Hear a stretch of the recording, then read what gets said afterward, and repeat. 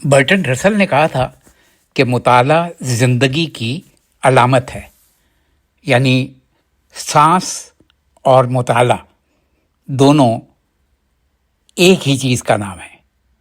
زندہ لوگوں، زندہ معاشروں اور زندہ ماحول کی علامت کتابیں ہیں، اور ہم تو اس دین کے پیروکار ہیں جس میں علم حاصل کرنے کے لیے چین تک جانے کی تاکید ہے، اور جس دین میں ماں کی گود سے لے کر لحد کی گود تک علم حاصل کرنا فرض ہے۔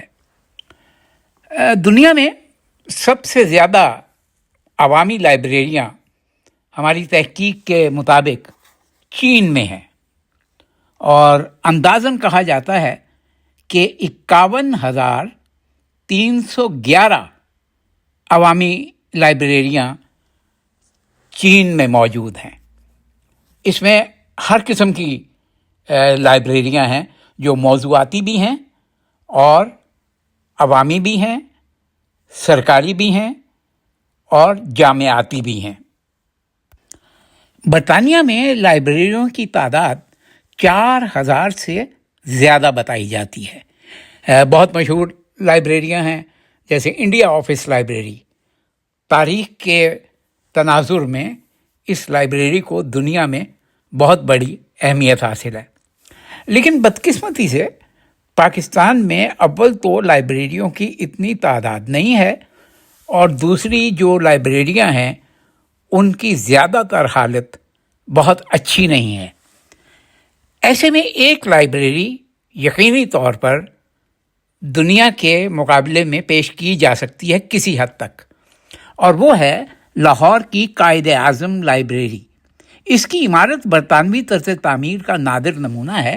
1866 میں پرشکوہ گنبدوں اور بلند ستونوں، خوبصورت دروازوں، سیڑھیوں، لابیوں، بڑے ہالز اور کشادہ برآمدوں والی یہ عمارت انگریزوں نے اپنی گپ شپ، تفریح اور تقریبات کے لیے جم خانہ کلب کے طور پر تعمیر کی تھی۔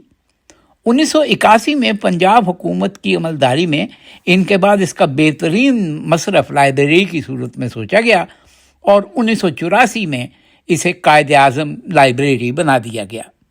اپنی انفرادیت کی وجہ سے یہ لائبریری جلد ہی پاکستان کی بڑی لائبریریوں میں شمار ہونے لگی۔ یہاں محققین، طلباء اور کتب بینی کے شائقین 1.5 لاکھ سے زائد نادر کتابیں اور رسائل سے مستفید ہو سکتی ہیں۔ ای لائبریری، انٹرنیٹ اور ڈیجیٹل ریسرچ ڈیٹا بیس کی سہولت بھی یہاں پر دستیاب ہے۔ یہی قائد اعظم لائبریری گزشتہ کچھ عرصے سے شہر کے ادیبوں، شاعروں، فلاسفروں اور مطالعے کے شوقین لوگوں کے لیے بہت سی سہولتیں فراہم کر رہی ہے۔ اگر آپ مجھ سے پوچھیں تو سچی بات یہ ہے کہ کتابیں باقاعدہ سانس لیتی ہیں، اور کتاب کے کاغذ کا لمس آپ کو اپنی زندگی کے ہونے کا ثبوت فراہم کرتا ہے۔ اس وقت قائد اعظم لائبریری لاہور کے روح رواں جناب کاشف منظور ہیں، جو خود اہل ادب میں جن کا شمار ہوتا ہے۔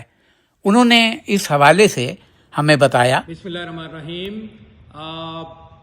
پنجاب لائبریریز ڈپارٹمنٹ کی طرف سے میں ڈائریکٹر جنرل لائبریریز کاشف منظور بات کر رہا ہوں۔